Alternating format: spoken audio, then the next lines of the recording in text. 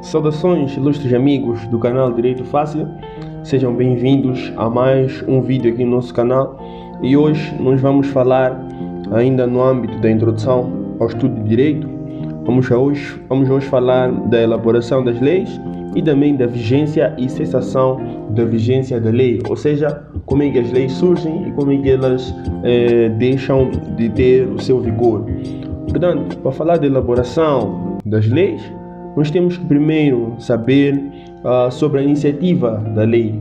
Segundo o artigo 182 da Constituição da República, existem algumas entidades que têm essa faculdade de elaborar uma proposta de lei ou um projeto de lei, que, segundo o que está lá elencado, são os deputados, as bancadas parlamentares, as comissões da Assembleia da República, o Presidente da República e o Governo, que é o Conselho de Ministros, segundo o artigo 199 da Constituição.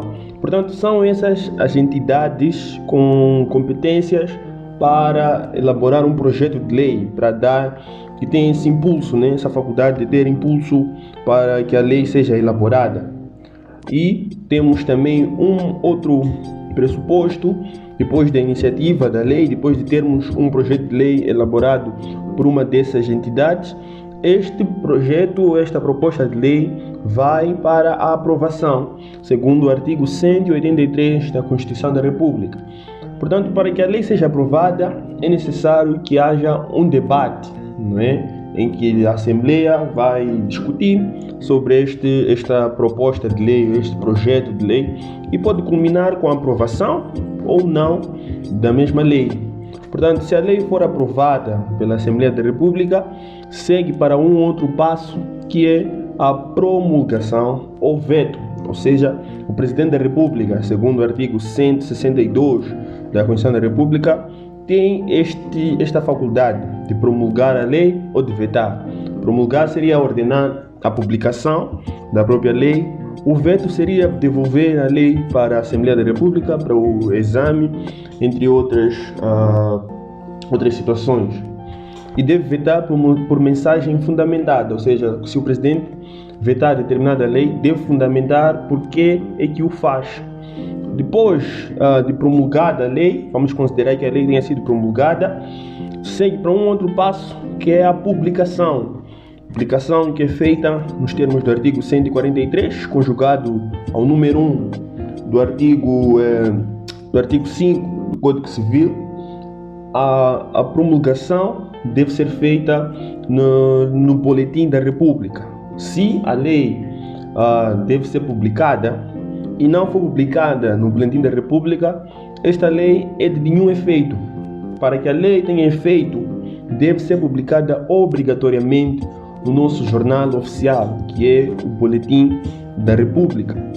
Depois disso, a lei entra em vigor, que é o período de vacatio legis, ou seja, a entrada em vigor de uma lei pode ser determinada pela própria lei.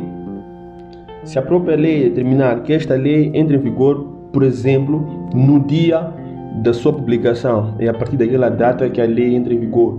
Ou então, a lei entra em vigor daqui a 128 dias. Então, deve-se contar 128 dias para que aquela lei possa entrar em vigor. Mas pode acontecer que a própria lei, nada diga a respeito da sua entrada em vigor, que é o período do vacatio legis, o período de vacância da lei.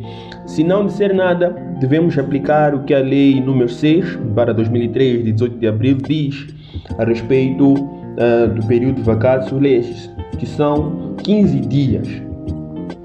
Se a lei nada disser, deverá ser aplicada, ou seja, a lei entra em vigor depois de 15 dias, se a própria lei nada disser a respeito. Portanto, este assunto leva-nos para o seguinte tópico, a respeito da vigência e cessação da vigência da respectiva lei. Portanto, o artigo 5, que foi mencionado anteriormente, dispõe o seguinte: a lei só se torna obrigatória depois de publicada no Jornal Oficial. Depois de publicada no Jornal Oficial, é que a lei se torna obrigatória. não por um anúncio na televisão ou por um anúncio na rádio, mas depois da lei ser publicada no jornal oficial. E esse jornal oficial nós devemos entender como o Boletim da República. O número 2 dispõe que entre a publicação e a vigência da lei decorrerá o tempo que a própria lei fixar. Naqueles casos em que a própria lei diz que essa lei entra em vigor daqui a, por exemplo, 120 dias, daqui a 30 dias, então a vigência decorrerá no tempo em que a própria lei fixar. Se a lei não nada diz, como diz o número 2, na falta de fixação, o que for determinado em legislação especial. Então, se a lei não diz nada a respeito do tempo em que ela vai entrar em vigor, aplica-se aquilo que está em legislação especial, que é, nesse caso em concreto, a Lei número 6/2003, de 18 de abril, que dispõe o seguinte: as leis entram em vigor 15 dias após a sua publicação em Boletim da República, salvo se nelas não se fixar outra data.